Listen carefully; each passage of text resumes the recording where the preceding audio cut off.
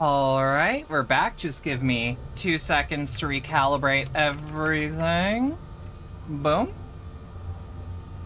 Boom. Eh. And hubba. Yeah, I've reorganized my whole setup, so, like, I'm still having to, like, stare at my stream. I need to, like, just give it a good stare. You know what I mean? Also, sorry if I was gone for a little more than I thought. Let's look at the memory chips. The Kotobuika Luden's girl model. Who knew there was a girl version of Luden's figurine? Not even the most Luden crazy preppers have managed to get their hands on one of these. It's a reimagining of Luden's as a human female character, much in the style of Kotobukiya's Frame Girls, or Frame Arms Girls series, which apparently caused a real stir when it unveiled at Wonder Festival 2019 in Japan. This is designed. This is based on a concept by the legendary Yoji Shinkawa. Because Kojima loves his friends, more important than anything. The Yamaha RD500LC. Developed as a reproduction replica of the YZR500, which Kenny Roberts wrote in the history books in the Road Racing World Championship, this is the first mass-produced motorcycle to employ a liquid-cooled V4 two-stroke engine. Sadly, while it became the iconic premium Yamaha two-stroke, it only survived for a single generation. However, there are certain enthusiasts trawling through the data brought back online by the Chiral Network in the hopes of one day reviving this legendary machine. The Kawasaki Z1 900 Super 4. An export-oriented model created by Kawasaki in 1972 with the aim of capturing the foreign markets. It was the first Kawasaki and indeed the first Japanese bike to use the DOHC 309 CM3 air-cooled inline four-cylinder engine, and its ferocious speed made it the undisputed king of the highway. It's also admired for its beautiful design, with the pipes leaving the gas tank and pushing back through the side covers of the tail section. It's a model beloved of porters chasing the fastest speeds possible, having established Kawasaki as the go-to for full-throttle riding as it did. Bronson's soundtrack. Tom Hardy starred in this 2008 movie by Nicholas Winding Refn, based on the ultraviolet life story of a fighter who went by the name of Bronson. Winding Refn brought his unique brand of brutal action to a production brimming with vitality and intensity. After Bronson, he went to direct Valhalla Rising, and eventually the critically acclaimed Drive. Hideo Kojima contacted Winding Refn personally, and the two finally met by coincidence in London, becoming firm friends from their very first moment together. Mr. Winding Refn calls this encounter to this day as having been like meeting an old friend. And interviews. The terrace view of Bridges from Die Harbin about 3 years ago at Bridges HQ. The first expedition set off without any problems. Both the advance party and the rear guard are en route to the west coast as we speak. They haven't reported any trouble with terrorists and the like yet, but the further out they get, you find your last bottle of Mountain Dew out in the patio, buried in snow, frozen solid, hell yeah. They haven't responded with any trouble with terrorists and the like yet, but the further out they get, the greater the danger. There's a hell of a lot of separatists out there who want nothing to do with the UCA. Some more extreme than others, perhaps, but there's no denying where they stand. Seems like just yesterday it was only ideological differences, strongly held opinions at worst, but then Chiralium started messing with people's heads, turning extremists into demons, mules into gestalt, and debate into violence. Now that we're headed west into their territory, invaders coming for their freedom. They're waiting for us, minds made up and guns in hand. Amelie and the others aren't looking for a fight. She's gonna try to talk some sense into people, convince them to join us. If all the cities sign on, our nation could rise again. No one wants to take anything from these people. Only give them back what is lost. Only they could understand that. Alright, BTs and Void Outs from Hartman about 3 years ago at Bridges HQ. The following conclusions are largely derived from a handful of eyewitness accounts. While I would still advise anyone to take them with a grain of salt, I still believe they're worth sharing. BTs pursue their prey in a multi-step process. In the first, they begin searching for a target. The handprints left behind is evidence of this behavior. Upon detection, one or more BTs will attempt to seize their target and drag it towards a much larger entity. To clarify, however, a void out does not occur at the point of contact between the giant and the human, but only once the human's been subsumed into the giant's body. We think this may be because this is the only place where antimatter is present within the entity. It goes without saying the BTs are entirely different from any creature of this world, and we still have much to learn about them. One thing is for certain, however, we must come to understand them, else we may never overcome their existence to the threat they pose. Evolution, Death Stranding, and the Fear of Dying from Hartman about a year ago at his lab. Death has been Homo sapiens' constant companion for every step of our evolutionary journey. Our cultures and civilizations have been built with an awareness of our relationship with death, the extent to which we can accept and live with it. Out of fear of the inevitable decomposition and destruction of the flesh, our ancestors developed elaborate embalming techniques, death masks, and the like. Indeed, the mask has ever been a symbol of the soul that transcends this world to exist for eternity in the next. The mummies and sarcophagi of ancient Egypt are but one instance of this. Honored individuals are given masks and placed into sarcophagi in order to be preserved for eternity, thereby transcending death and attaining immortality. Paintings and photographs are no different, really. They're simply more modern versions of the Egyptians' masks and sarcophagi. Indeed, all of humanity's crowning achievements, art, language, writing, are arguably a reaction to death, and an expression of our desire to overcome it. There are great feats born from this fear, and one might even go as far as say as it was the primal fear of death that drove the evolution of our ancestors into Homo sapiens in the first place. In fact, I would go further still. I would posit that it was fear that brought about the Death Stranding itself. It has certainly seemed more and more plausible as of late. Lochna and Malignan. From Lochna, about 3 years ago, Bridges HQ. 2 seconds. You know what we used to dream about? Seeing what's beyond those clouds up there. We spent our whole lives beneath the Chiralium sky. It's all we've ever known. But we also know that the world used to be so much bigger. Our parents told us they were researchers who worked for NASA. Thought these days most people would know what that was. It went up in smoke around the same time America did, and all our parents' work went with it. But we still have our dreams. The one thing our parents gave us that can never be taken away. Maligna and I were named after such a pair of craters left by meteors which struck the Earth 450 million years ago. These craters are proof that this planet is part of something larger, that we exist within a vast interconnected universe. Our names serve as a reminder of this fundamental truth, symbols of our parents' hope that our isolation is only temporary. That's why we join Bridges, too, to bring the people of this country together again, and to one day reunite this planet with the greater universe that surrounds it. Antimatter in storage from Philip North about a year ago at the distribution center north of Mountain Knot City. Everything went like clockwork, and we received all the antimatter. Performed the request maintenance on the magnetic trap, too. It should be a bit more stable now.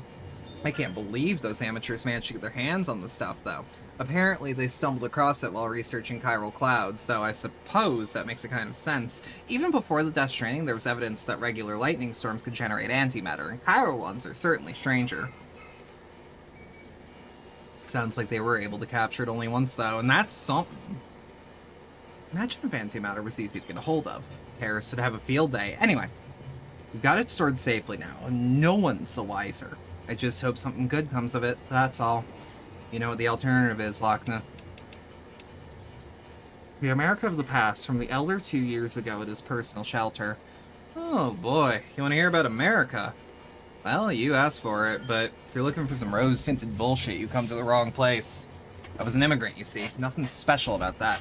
Whole country was built by immigrants right off the bat. I could see it wasn't the land of the free, I've been led to believe, but for a while there, wasn't so bad.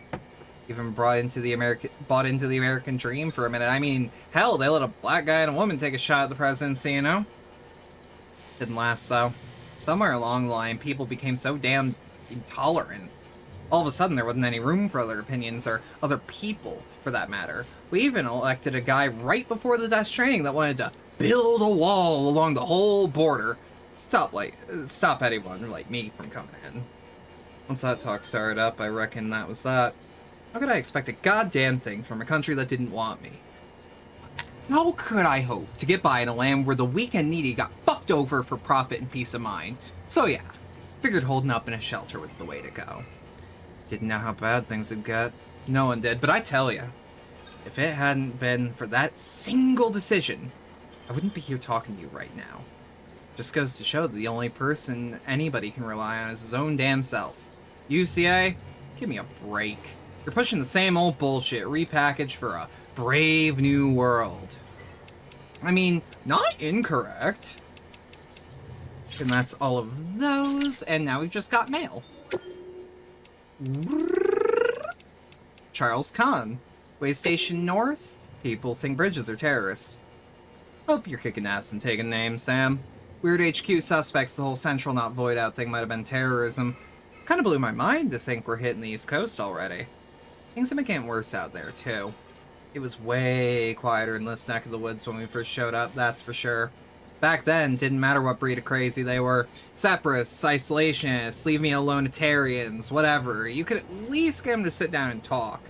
Now it's blow shit up first, ask questions later. All because some folks got it in their heads that bridges in the UCA are the real baddies. Not that I'm saying that we shouldn't keep trying to speak sense into these guys. If we don't, we'll all be stuck beating each other over the head with bigger and bigger sticks till the world's covered in craters. But on top of everything, now we've got these demons wackos and their wacko-in-chief pigs to deal with. Not that he was always a total Fruit Loop. Used to be a porter, ran his own outfit hereabouts, then the postmaster went postal. Don't ask me how or why, I don't think he could ever tell ya. End of the day, only way forward's with each other, hand in hand with our fellow man. That's what the UCA's all about, am I right? The Chiral Artist. S3789. Married life. Not what I expected. Dear Sam, have you met up with Amelie yet? I hope she lives up to your memory of her when you finally do. I didn't get so lucky in that respect. I'm sorry, I just couldn't live with him anymore. Went back to my mom's. It was terrifying making the trip on my own, but I watched the weather patterns for days and made it, just barely. Maybe I should have asked for help, but I couldn't bear to wait any longer. For your sake, I hope yours and Amelie's story has a happier ending. The engineer, S2306. If I could paint to BT's picture. I may be an engineer by trade, but I'm not half bad at painting either. You know, with pens and brushes and all that, learned it all from my mother. With the right tools and enough time, I can faithfully recreate what I see on paper, or whatever elaborate vistas I can envision with my mind's eye, which got me thinking, what if I made a picture with a BT?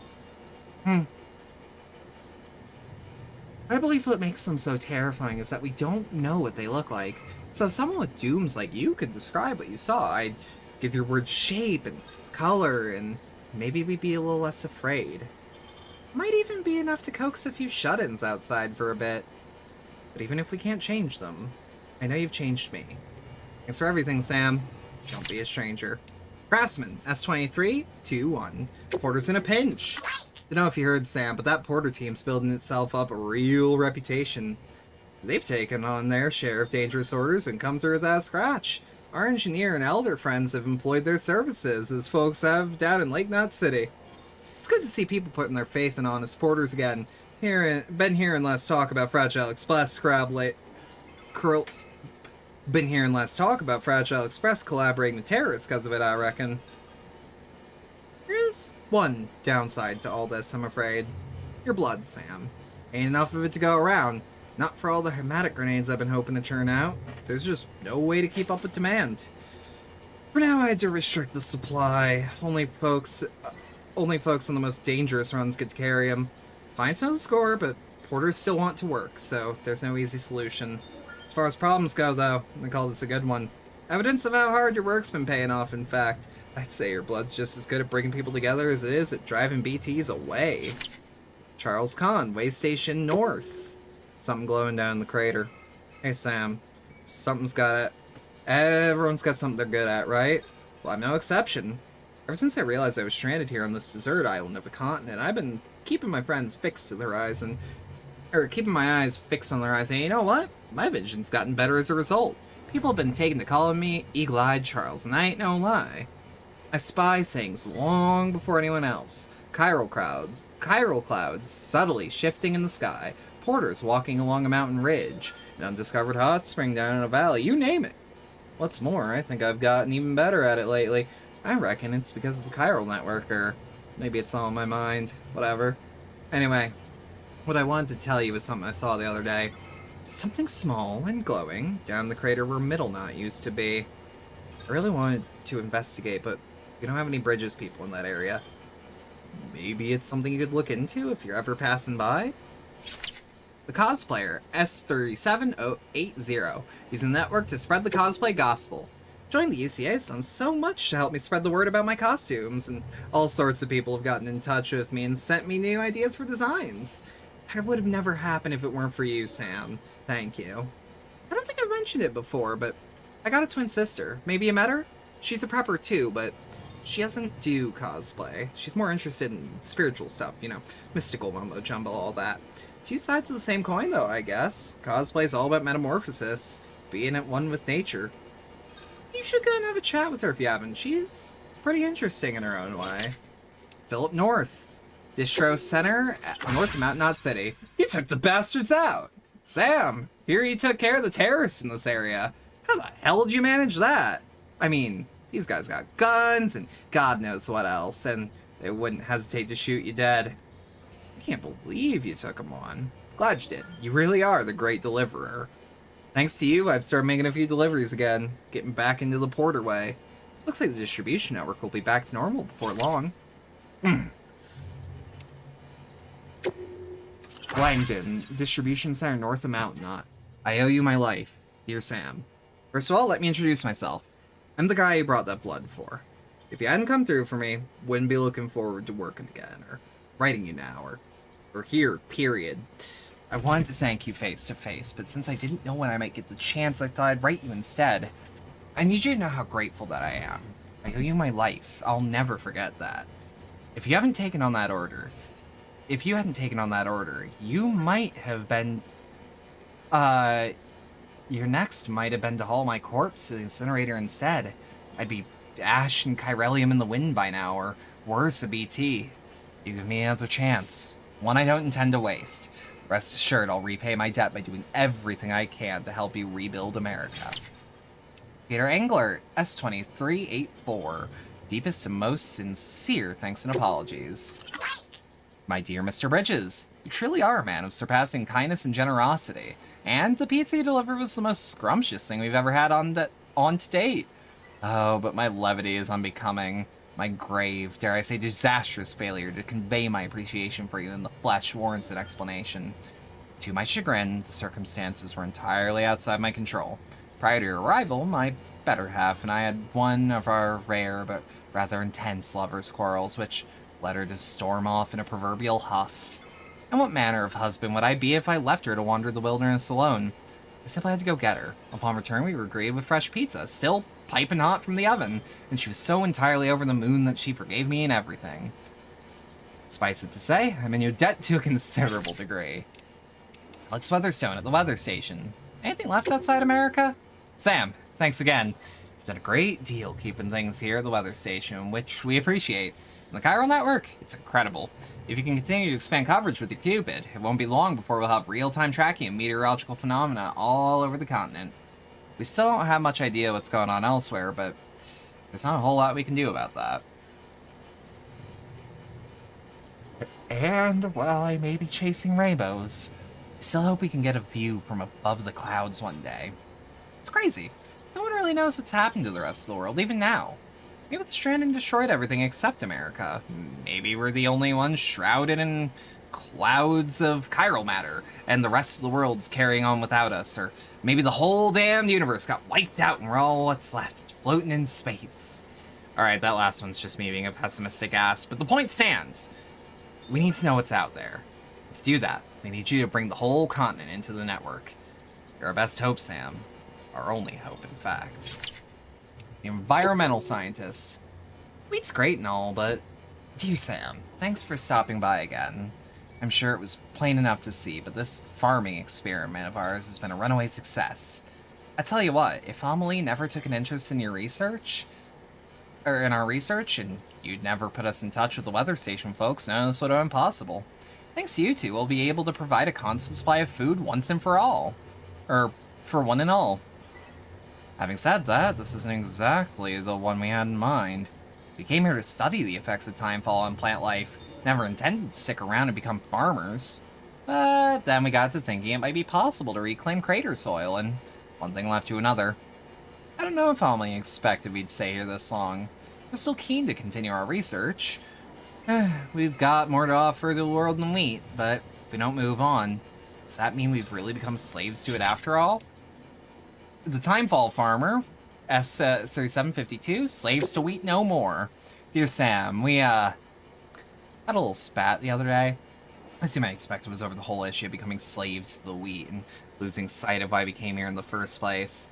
Sure, we started out looking into the whole plant life and timefall problem and how we might turn the craters green again, but somewhere along the line we got caught up in the success of our experiments with grain cultivation, and our original purpose fell by the wayside. Is it really so bad? Thanks to the work we've done, we have bread and plenty of it. Timefall porter by the barrel load, too. Everyone's benefited, you included, I'm sure, and now that we've got the danged place up and running, can't very well leave it to go to seed now, can we? This isn't about wheat anymore. It's about people. We're not slaves, Sam. No more than you are. The Elder, S2318. Countries are bullshit, but let me tell you a story about the good old days. Back when the good old US of A was alive and well, and the world still hadn't gone to hell in a handbasket. We had us a president. He said he was fixing to build a border wall to protect the people. And guess where I was born? On the other side of that goddamned wall, that's where. If it went up, I'd be cut off from my family, my friends, everyone I left behind when I cross over. Landed to free my ass. Free for some, maybe. So I got to thinking, me being an immigrant and all, if something happened, would I be first on the list to help from them in charge? Would I even be on the list? Reckon the answer was shit, no. So I figured I had to look out for number one. Built me a shelter and got everything ready in case, you know, of an event. And guess what happened next? Yep, the Stranding. Borders, countries, governments, it's all bullshit. At least that's how it was, and maybe always will be, but if you're ready to believe that the chiral network of yours can bring people together, no matter what walls stand between them, then spread it all over. But you damn well better make sure you do right by every American. And only then can you do right by the UCA. That's a social contract, and don't you forget it. I'm taking a chance on you, Bridges. Not because I believe in you and yours, but because I want to. Don't let me down again. Benjamin Hancock, Distro Center, West Capital Knot City, avoiding autotoxemia. How's it going, Sam? Still taking care of your BB? Sure you are. Not like the porters I could mention. Some guys practically shake their pods till the BBs start crying. Most of them even ditch them because the crying becomes too much. Of course, a quiet BB isn't necessarily a good thing. Could mean the kid's suffering from autotoxemia. I mean, the thought alone stresses me out. Happened to me once, you see. I was out in BT territory and I couldn't make it back to a private room in time. I could tell my BB needed time in an incubator, but I was too late. Autotoxemia is a terrible thing, Sam. He's just floating in there in his pod. Wouldn't react no matter what I did. BBs can't detect BTs in that state either, obviously, so even the most stone-cold porter would be sweating bullets. Truth be told, though, I was more worried about my BB than I was about myself. Screw the PR bullshit, they're not just equipment. I don't go saying that to just anyone, but I know you feel the same. If you ask me, a BB's no different from any other baby. Treat them with love and affection and they'll react to you. Same as they react to a parent. Sorry, I know I'm getting emotional, but can you do me a favor? Try and make sure your BB never suffers from autotoxemia, okay? And if they do, take care of them and do whatever you can to make them feel better. Based? Yeah. No, I really like that there are very clearly people that don't share the Bridges' opinion. Aaron Hill, Mountain Knot City. Mama, the fallen angel. Mountain Knot City is now part of the UCA. Lochna explained about how it was all a big misunderstanding. What a relief. The tar's all gone now, too, thanks to that bomb. This is gonna sound weird, but you know the Audra deck on Mama's left shoulder? Didn't used to think much of it, but someone told me it was a symbol of her atonement. She did betray Lochna, after all, even if terrorism might have been to blame. You know, couldn't help but think of herself as a fallen angel after that. forever barred from joining Lachna in heaven. Like, a Beelzebub, the one-winged angel who followed Beelzebub down to Egypt once upon a time to cause trouble for Moses. Guess Mama was feeling poetic when she redesigned her Aldradak and used it to comfort her dead child. Strange, maybe, though I suppose she was already dead herself. Looks like that's in the past now, though. The misunderstanding's been resolved and the sisters are whole again thanks to you, Sam. Mama's finally worked up the courage to cut the cord and send her baby to the other side, where it belongs. It was the right thing to do for the kid. So the two are one, and the fallen angel got a second chance. Just as well, because no one's even really beyond redemption, I'd like to think. Your partner, Jay. Recovery request. V, the porter who had not one, but 2 chips. You're not gonna believe this, Sam, but the porter I hired? Smart-ass Choom found 2 chips. But by the time I nailed down the location of the second, it had been snatched by terrorists. Should have figured it out sooner. Thought I'd mastered your systems, you know. Took my eye off the ball for a second. Probably brought the chip to base already, too. You gotta get back, Sam. The chips are my only chance. Get your ass to the distro center north of the mountain not to grab that order. And that is all of our mail and data for the night. This was a good-ass stream. This is a good-ass Death Stranding stream. I always get nervous that people aren't gonna like it very much, and then I realize, like, no, I'm introducing, like, a game a lot of people really probably didn't think about giving a chance. Like, in a way, I'm letting people know, you know? I know who I'm rating out to, though. Let me just... Sina Plumel. So, if you stuck around for all that, Sina is having her final stream before she graduates. It would mean a lot if you reached out, said hi before she went. Like, genuine one of the best VTubers, and I'm kind of sad I'm a serial lurker. But have one good old-fashioned visit to Grapplebee's, huh? Have a good rest. Or, actually, no. Fuck, I can't do my full outro if I don't do my full outro. If you enjoyed all that, thanks a lot. I appreciate it. If you would like to support the channel more directly, if you're new around here, you could always drop a follow. If you're returning, you could always drop a sub. Or support me at the links in chat right now or below wherever you're watching. The things like the stream elements, tip link, the community Discord server, and the Throne wishlist. Tomorrow, hopefully, at 5 p.m., we'll be playing Exit the Gungeon. A game I actually don't know much about, but I love Enter the Gungeon, so we'll see how it does. Have a good rest of your night, everyone. Thank you, and I'll see you tomorrow.